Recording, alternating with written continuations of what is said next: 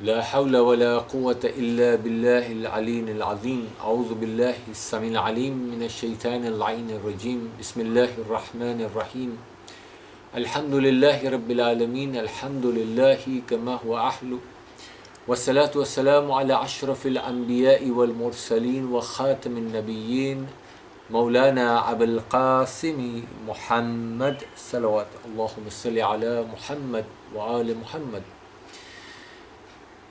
We have once again entered the holy month of Ramadan, and those who have been fortunate to have crossed all the challenges of the last 1 year and once again enter into this holy month, you should count yourself blessed. Indeed, it's a big ni'mah. In some of the riwayah, you hear that if the people of the qubur, those who have passed away, and we especially remember them in this holy month in the du'as that we recite, because if you were to go to the graveyard and ask them or listen to what they have to say, they would tell you that this is one of the ni'mah of Allah SWT that they miss. And as always, for the past number of years that we've had sessions in Mombasa during the Dhuhrain prayer, we used to have short sessions of something that everybody can take home and learn from. And as we did last year, we realized that there's a shortfall because of the restrictions due to COVID. So we intended at that time to make short 10-minute videos that inshallah you can benefit from and others can benefit from. With that intention, again this year we find the restrictions still in place. So we will try to make something short that benefits the listener and inshallah makes this month even more productive for us, so that we can achieve the goal of this holy month. We can understand the purpose of this holy month and come out of it better than we were when we entered it, which is today, the first day of Mahr Ramzan. One of the challenges that we always face when making such videos or giving discourses is finding new material, really. People want something fresh, something new. We fail to understand that in Islam there is nothing new. Whatever we hear is all just repetition. If you've really been paying attention from the day you started understanding and comprehending what has been coming from the pulpit, it's the same message put in different ways. Even the ahadith and the Holy Quran itself, very repetitive, but just clothed in different verses, in different styles, in ways that appeal differently to different people.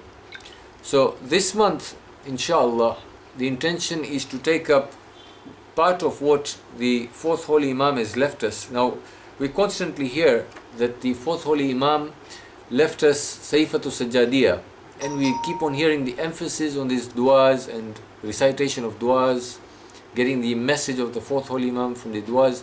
There's another part that is sometimes touched on but not very often. And this is an important part. It is called Risalatul Huqooq, the epistle of the rights.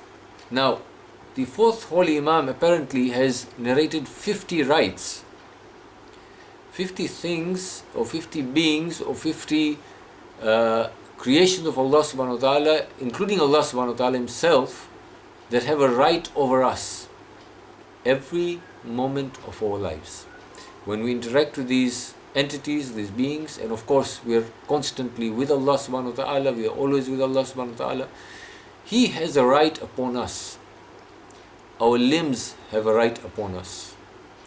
Our family has a right upon us. Those people we live with, associate with, they all have a right upon us.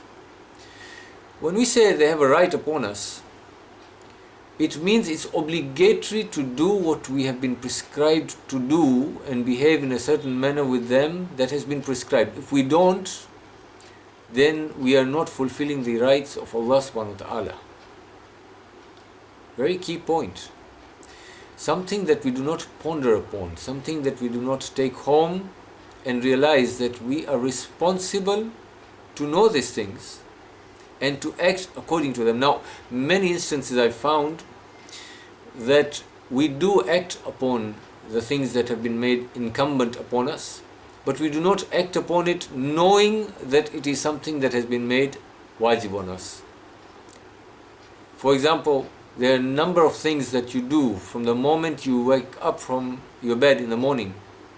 The act of waking up, how you get out of your bed, the first act that you do or the subsequent actions that you do, including brushing your teeth, doing wudu, saying salam to your loved ones, all these are part of ahadith.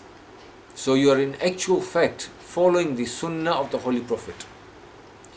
The difference is you do not make an intent, I am brushing my teeth because Allah SWT loves this, qurbatan ilallah, to get closeness to Allah SWT.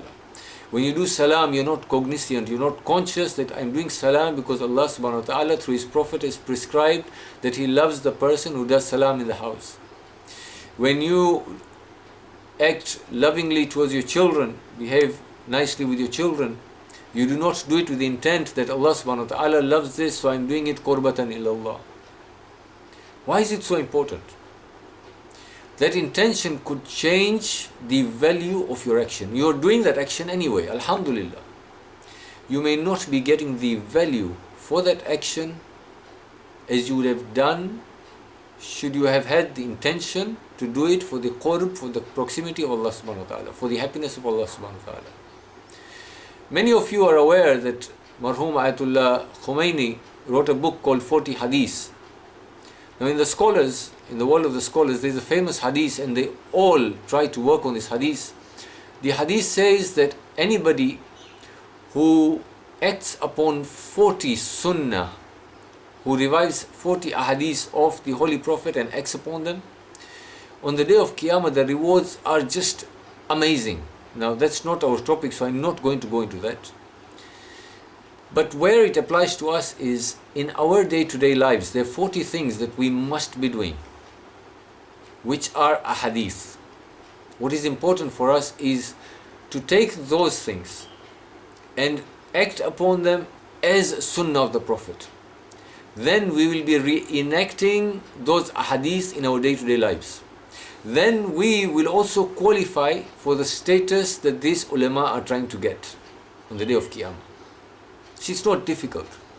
We think it's only for the scholars and those who are in Hawza or who are dedicated full-time into religious studies. It's only Jannah and those high status is only for them. No. Abu Zar Ghafari, Salman Farsi, the companions of the Holy Prophet, Kambar, the famous companion of Amirul Mu'mineen, Ammar Yasir. These were simple human beings. These were not people who spent their whole days and their whole lives in just Quran and namaz and these actions that we think are what takes somebody close to Allah subhanahu wa ta'ala. No. These were people who lived ordinary lives like you and I. And there's so many examples, but the time does not permit us. So you and I can also achieve what they have achieved if only our intention is the qurb of Allah, if we are cognizant that every act that we are doing is for the happiness of Allah subhanahu wa ta'ala. So with just a minute left to our topic today, the first right is the right of Allah subhanahu wa ta'ala over all of us. And it says that the greatest right of Allah upon you is that you worship Him without associating anything with Him. And when you do this sincerely, when you worship Allah subhanahu wa ta'ala khalisan, absolutely just for His sake, and it's sincere, Allah subhanahu wa ta'ala has bound it upon Himself to be sufficient in all your affairs of dunya and akhirah. What is the reward? Allah is the reward. Allah Himself is the reward for those people who make Him the focal point of their lives. That is the message of the first right and the most important right. Everything, every moment that we live, every act that we do has to be absolutely, sincerely for the sake of Allah subhanahu wa ta'ala and nobody else. No other association. Unfortunately, it's very easy for us to say that we are doing it for the sake of Allah. You are fasting in this month for the sake of Allah. Qurbatan ilallah. Wajib, qurbatan ilallah. We get on the musalla for our 5 daily prayers. I'm talking about just the wajib things. Forget the mustahab things. Qurbatan ilallah. In this month, you're going to sit for so many Quran khanis and du'as and majalis and lectures. Qurbatan ilallah. To attain the pleasure or happiness of Allah subhanahu wa ta'ala. From our namaz, to our fasting, to those du'as, to all those lectures, to this session, if you are sincerely doing it for Allah subhanahu wa ta'ala, why then, and this is the question you need to ask yourself constantly today, why then are you not enjoying recitation of your namaz? Why then are you not enjoying the recitation of the Holy Quran? Why then, when you're sitting for those du'as, you're looking at the clock, waiting for the time to finish so that you can depart and go back to your day-to-day lives? If indeed it is for the pleasure of Allah subhanahu wa ta'ala, if you are getting pleasure in the pleasure of Allah subhanahu wa ta'ala, would you not make your namaz lengthy, naturally? Be so engrossed in it that you do not even look at the clock, you're not even cognizant or aware of what's going on around you. It's time for my prayer and I am totally immersed in the ibadat of Allah subhanahu wa ta'ala.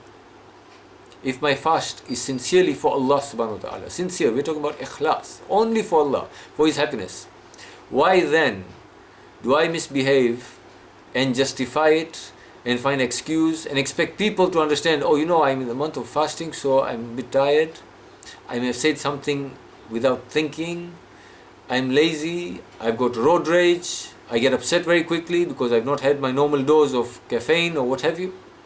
Where is the ikhlas? If it was for Allah subhanahu wa ta'ala, would I not have a better control over myself? This is the first message and the most important message, that every act of ours has to be sincerely for the sake of Allah subhanahu wa ta'ala. Love your children for the sake of Allah subhanahu wa ta'ala. Live with your partners, your families, your friends, your parents for the sake of Allah subhanahu wa ta'ala. Not for their happiness, not because it gives you inner pleasure. Because Allah is happy, I am happy. Everything that you do, weigh it in the scale of the happiness of Allah subhanahu wa ta'ala. And if you find that you're not giving the rights of others, which is going to displease Allah subhanahu wa ta'ala, check yourself immediately. If we can do that, we will inshallah learn to fulfill the most important obligation of our lives, and that is the right of Allah subhanahu wa ta'ala. وآخر دعوانا أن الحمد لله رب العالمين. Surah Mubarakatil Fatiha.